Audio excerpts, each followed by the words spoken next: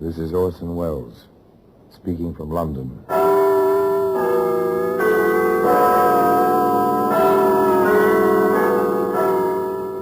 The Black Museum.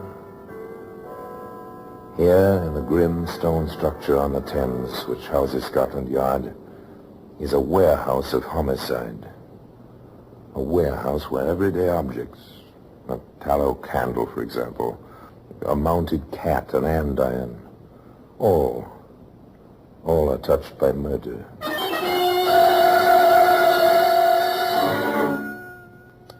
A bedsheet. That's a familiar object. You see them every night, except on rare occasions when you're roughing it. Linen is the usual material. Sometimes they're made of silk. This one is linen. It bears the imprint of the steamship Bengal Tower. May I make up your bed, Miss Parsons? Oh, certainly, stewardess. We're on our way, aren't we? Yes, miss. That's the last we'll see of Cape Town. I'll just change your sheets, miss. Thank you. Fresh ones for the first night out. Today, that bedsheet can be seen in the Black Museum.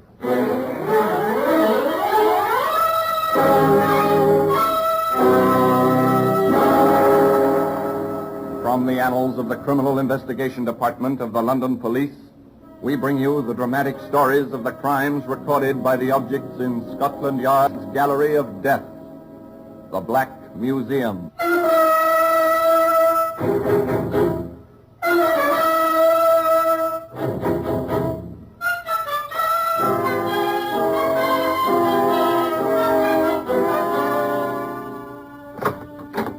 Well, here we are, the Black Museum. Scotland Yard's very special, very particular museum of murder. If you're a student of criminology, a student with some imagination, I don't think you'll be alone here in the Black Museum. Each small card, meant solely to identify crime and criminal, will bring to life for you a sinister ghost, and you'll walk here attended simultaneously by killer and killed. Here's a long-necked chemist's flask. It was meant to hold life-giving medicine, but somebody intervened. There was acid in this flask. A few pellets dropped in, dissolved. The flask was smoky with lethal vapor. Sleeping man died. Here's a bicycle made for fun, but notice the wheels, the crumpled spokes, the crushed tires. A girl rode this bike downhill, and the wire was stretched across the roadway. Here we are, the sheets. A common, everyday bed sheet stamped in one corner, SS Bengal Tower. That's a luxury liner on the route between Cape Town and Southampton. It's a nice ship and a voyage to enjoy, particularly when you're young and homeward bound. Natalie Parsons was young and homeward bound, and very lovely. The first night out, there were two gentlemen friends to dance attendance.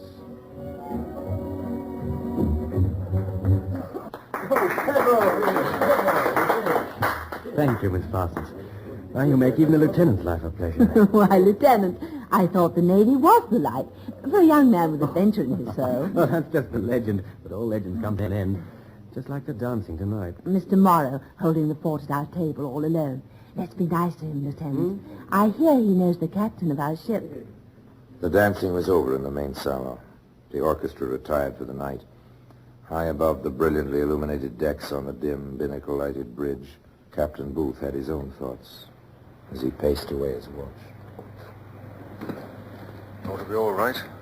Full passenger list, decent crew, engines in good shape, ship all squared away, topside and below. You never know. That's the worry and the fascination of it. You never know. No, Captain. You never know, do you? You never know.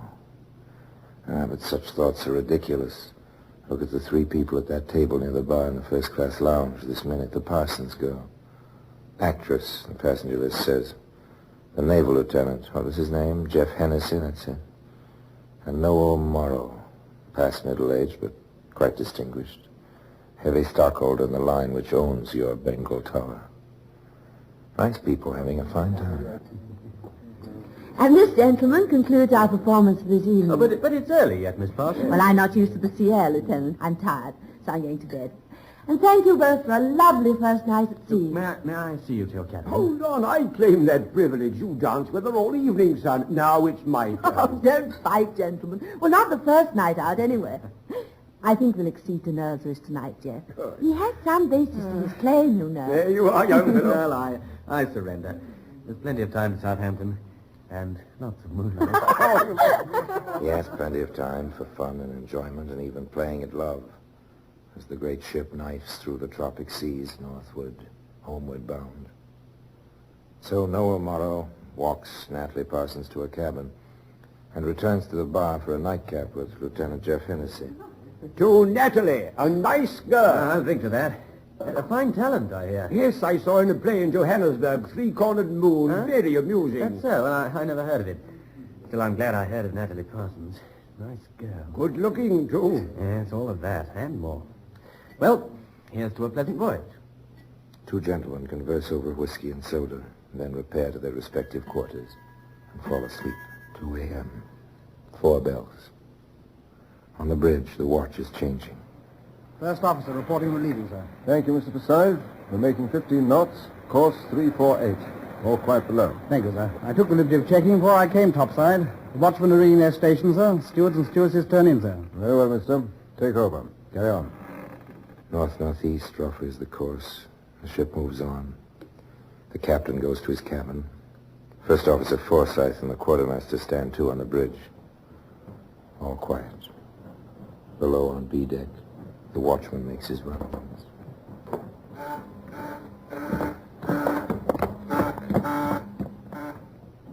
That's a funny one.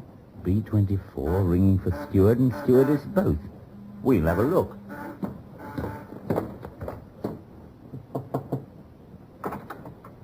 What is it, man? Is something wrong, sir? Nothing's wrong, why? Both your buzzers are ringing, sir. For your steward and stewardess both. There must be a mistake. Everything here is fine. The watchman is puzzled. He goes back. The buzzers have stopped. He checks the cabin list. B-24. Miss Natalie Parsons. He hesitates. Back to the cabin or up to the bridge? Was it a mistake? He chose the bridge. What is it, Peter? B-24, the ladies' cabin. A single occupied, Mr. Forsyth. Is it now? Buzzers was ringing. I answered. A man came to the door. All I did see of him was his trouser leg and shoe. Black, both of them. Well, strange things can happen on shipboard on a cruise like this, you know. You just go on with your rounds and fill out your report when you go off watch. Yes, sir. Very well, sir. In a few moments, I'll go below and check. You want to make sure, meet me at B-24 at 5 bells. Aye, sir. Thank you, sir. Strange things do happen on shipboard, even without tropic seas and a voyage home. Quite strange things. 5 bells. 2:30. First Officer Forsyth with Watchman Petrie at his elbow knocked discreetly on the door to B-24.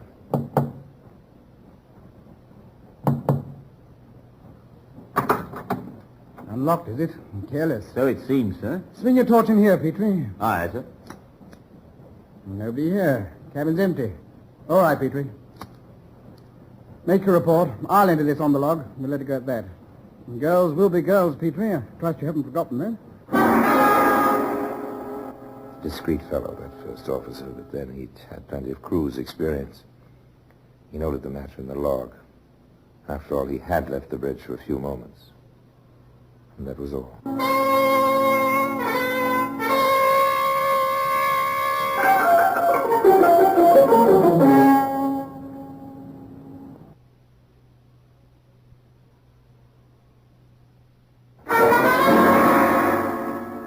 Now, it happens that one of the duties of the first officer is to call the roll at boat drill.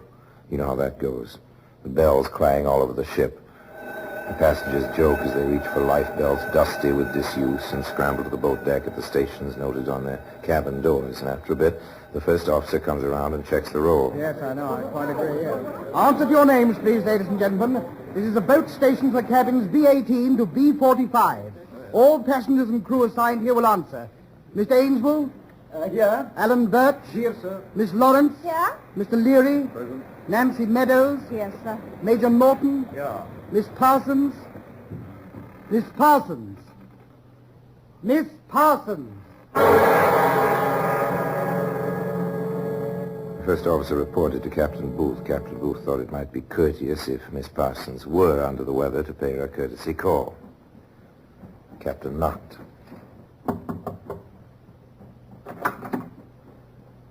Empty. Strange. Stewardess? Stewardess! Yes, sir? You wanted me, Captain? I do. You see Miss Parsons this morning? No, sir, I haven't. It's a little queer, rather. How so? Well, she wasn't at boat drill either, sir, and her night things are missing. You laid them out last night, did you? Yes, sir. Pretty things, too. Just right for her. But not a sign of them this morning, and stains all over the sheet. How's that? Where? Here, sir. Sort of red and a few black ones, sir.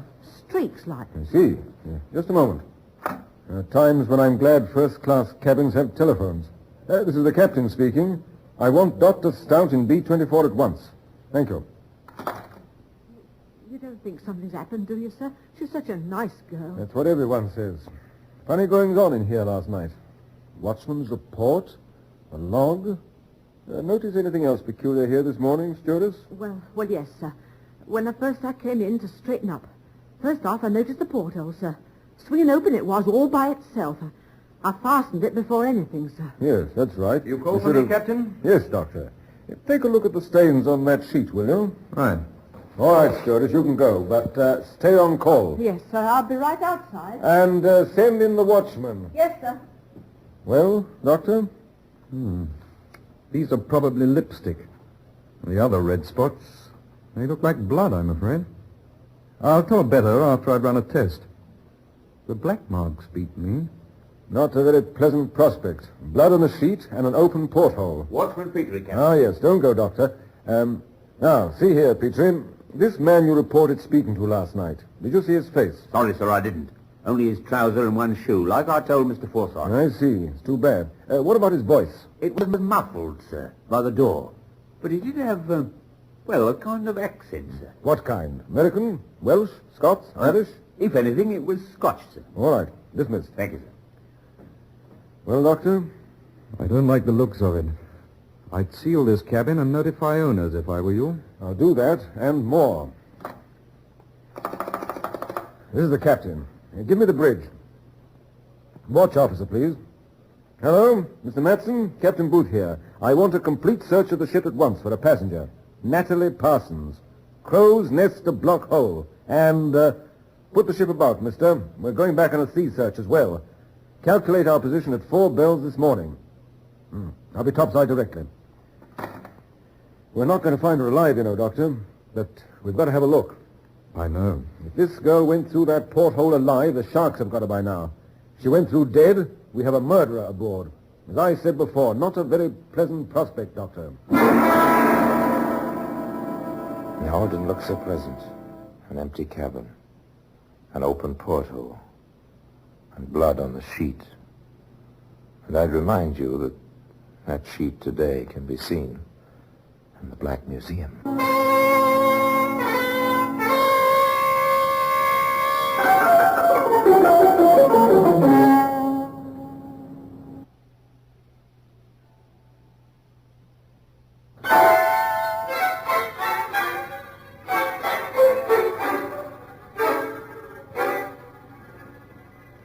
There was no sign, of course, nothing aboard ship, nothing beyond but empty, heaving sea.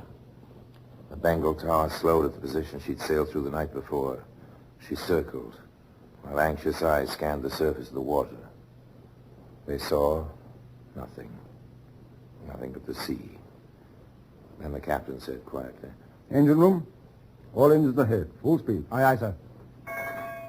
and presently the wireless room crackled with the sound of a coded message. Master Bengal Tower to Indian Mail Steamship Company, Southampton. Advised disappearance early morning 18th, passenger Natalie Parsons, Cape Town to Southampton. Circumstances puzzling. Making all possible inquiries. Inform Southampton CID. Will report further development. Signed, Booth. Back in his quarters, Captain Booth sent for the two men last known to have seen the missing girl. Sit down, gentlemen. May I offer you a drink? No, Thank you. I assume you know that Miss Parsons is presumed lost at sea. Tragic. Lovely girl. Great talent. Ship is buzzing with its Why should a girl like that, with the whole world before her, commit suicide? Why, indeed, Lieutenant. That's one reason I asked you here. Did either of you gentlemen notice any signs of depression about her that evening? Why, everything seemed to indicate the exact contrary. Don't you agree, Heresy? Absolutely. We danced almost every dance. She was as happy as anybody could be. She did get tired. Mr. Morrow took her below. To her cabin, Mr. Morrow? Yes, we said good night at the door, and I rejoined the lieutenant for a nightcap. I see. Then neither of you gentlemen have anything to add, have you, gentlemen? Neither of them did. But in Southampton, the Criminal Investigation Department did have a few items to add. All right, Hobson. What's the report on this Parsons girl? Well, exactly what she said she was, Inspector. Actress. Mm-hmm. Apparently quite well accepted in Joburg.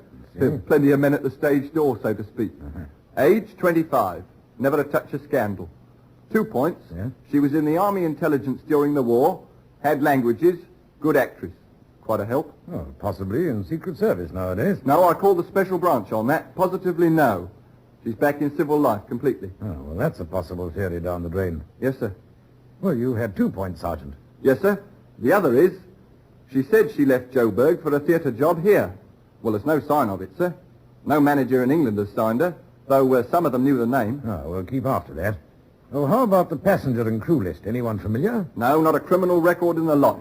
And we've checked all 368 of them. All right, Sergeant. We'll keep after that theatre job angle. Meanwhile, alert the technicians and the harbor police. We'll be going aboard that ship before the pilot takes her over.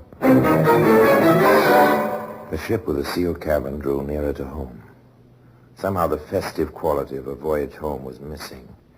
Tension settled over the Bengal Tower, from the bridge to the boiler room. At long, long last, the anchor dropped into Southampton water. The passengers gathered to watch for the pilot boat. That's no pilot boat, is it, Halsey? Police launch. I expected as much. Funny. Dance with a girl, you know her for 8-10 hours out of your life. She stays with you. It happened, son. She was a lovely thing. Don't fall in love with a ghost. You wind up rather lonely, you know. Thanks. I'll remember that. Quite a few of them coming aboard. Yes, we're in for a going over, apparently. The captain spoke to the passengers and crew over the public address system. Ladies and gentlemen, as you know, representatives of the Southampton police have come aboard to proceed with the necessary inquiry into the tragic disappearance of one of our fellow passengers. Until this inquiry has run its course, it will be necessary to lie off and not to proceed ashore. Your cooperation will be greatly appreciated, and I'm sure you realize that all which can be done is being done to place you ashore as soon as possible. Thank you. I wish them luck. How I wish them luck. On B-deck, Inspector Rice took over from a greatly relieved Captain Booth. No time was wasted.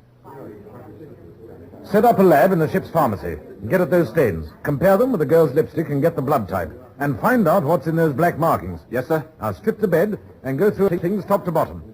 Now, I want to talk to the watchman, the stewardess. And from what you say, Captain, the man in here that night had a Scots accent. That's correct. Well, how many Scotsmen aboard? Have you checked that? We have. 26, Inspector. 18 passengers, 8 in the crew. Oh, very good, sir. You have been thorough. Now, you, I take it, are the watchmen. They worked quickly, but they worked thoroughly. The watchman and the stewardesses reasserted their statements to the captain with one addition. Oh, yes, sir. I cleaned the cabin thoroughly. Wiped everything. That was too bad. No chance now for fingerprints. In the improvised laboratory in the ship's pharmacy, they did better.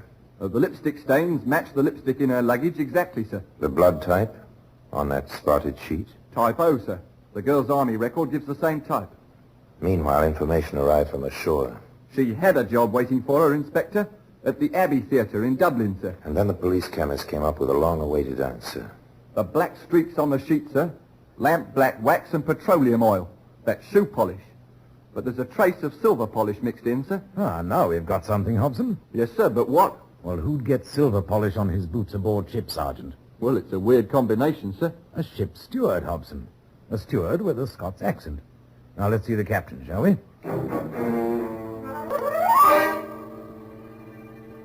I'll cooperate in any way I can, Inspector. But even if it is one of my men, there's not a thing to tie any of them to the incident. Well, sir, I have an idea. We can let the passengers ashore now, but hold the crew. Then you invite the police detail and the ship's officers to luncheon. Set up 4 tables well apart, waited on by the 4 stewards you say are Scots-born. At the end of the meal...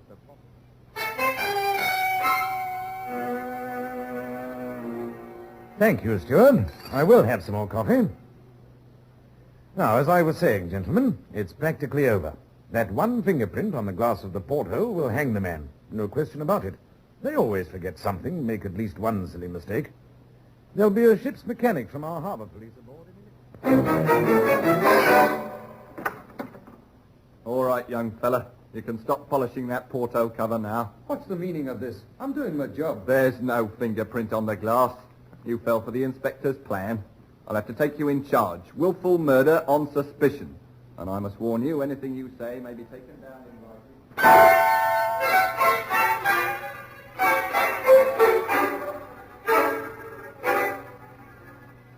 They smoked him out all right, but he refused to give in without a struggle. It was interesting to watch his mind work as they questioned him. You're Alan Birch. I am. Your first trip aboard the Bengal Tower? Round trip. Went out in her. This is the return. Like the ladies, do you? They seem to like me. Ever had any trouble with one before? No, never. What do you mean, before? Your forearms, Birch, and your neck, all scratched. No dame ever scratched me. Oh, where did you get them then? Ship's cat. I tried to pet her. She let me have it. It won't wash, Birch. No cat's claws ever scratched like that. Ship's doctor will certify to that. And those scratches aren't old enough to have happened ashore. All right, then. It was a woman. Huh? A stewardess. Which one? I'm not saying. She'd lose her job. Nonsense. Who are you protecting, Birch? Nobody. Stop it, Birch. You're only making it harder for yourself. You were on duty for that cabin, among others. She rang. From the watchman's story, the buzzer was stuck, but you didn't realize it until he knocked on the door and spoke to you. You went to B-24, forced your way in, attacked the girl, and when she resisted, you killed her and pushed her through that porthole. Wasn't that the way it was, Birch? I never attacked nobody. We say you did. There's blood on the sheet. Her blood. We'll find it on your clothes, too. I never attacked her. We had a date. After she ditched the 2 jokers she was dancing and drinking with. Be careful what you say, Birch. It's all being taken down and may be used in evidence. I'm telling the truth. I didn't kill her. I was waiting in the cabin like she said. When she came in, she changed her mind or something. She tried to push me out. I don't take that from no woman. I grabbed her. She fell against me. She was foaming at the mouth in a sort of fit. She collapsed. I put her on the bed, tried to give her artificial respiration. That's how the black got on the sheet, maybe. Yeah, probably. Go on, Bert. When that fool Petrie came to the door, I lost my head. She looked dead. I didn't know what. I locked the door. I couldn't find no heartbeat. Nothing. I figured Petrie would report to the bridge. I picked her up and pushed her out of the porthole. Why did you decide to tell this tale, Bert? Because she'd pin it on me anyway. I know coppers. So better than have yous cook it up, you got it my way. I didn't kill nobody here. I didn't kill nobody. Stanley Birch had told his story. Not a very good story. For there, in contradiction, was the testimony and evidence, including that blood-stained bedsheet, which you can see today in the Black Museum. Orson Welles will be back with you in just a moment. Stuart Birch was a ladies' man. There was no doubt about that after the evidence was in. The jury had little doubt either. They convicted Mr. Birch of first-degree murder, despite his protestations, and despite the fact that for the first time in 200 years, a jury had been given a homicide case without a corpus delicti. This was a major aspect of the case, a very interesting one, I think. And further, just after the conviction, the House of Commons suspended the death penalty in England. As for Stuart Birch, you'll find him spending the rest of his natural life in Dartmoor prison. And as for the spotted bedsheet, it remains in its customary place, in Scotland Yard, in the Black Museum. And now, until we meet next time, the same place, I tell you another story about the Black Museum. I remain, as always, obediently yours.